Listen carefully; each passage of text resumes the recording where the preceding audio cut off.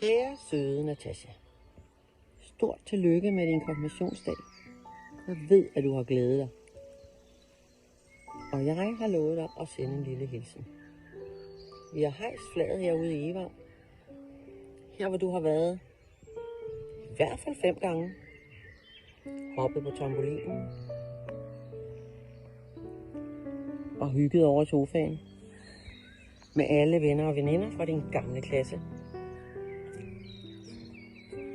Og her har du siddet og tegnet sten. Og så har vi selvfølgelig været nede og bade. Nede ved havet.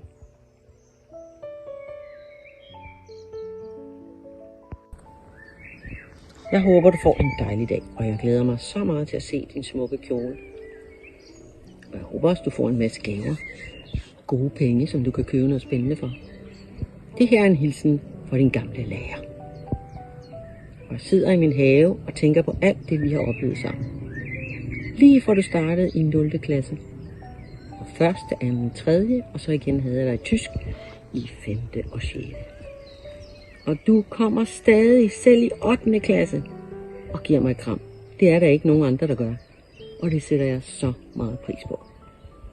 Så jeg glæder mig til at se dig igen på mandag. Mindre jeg blå mandag, så er det tirsdag. Og så skal du have et ordentligt stort konfirmationskram. Fordi jeg holder så meget af dig, Natasha. Du er guld værd. Det skal du vide. Og det skal du altid huske. Hej fra CPO.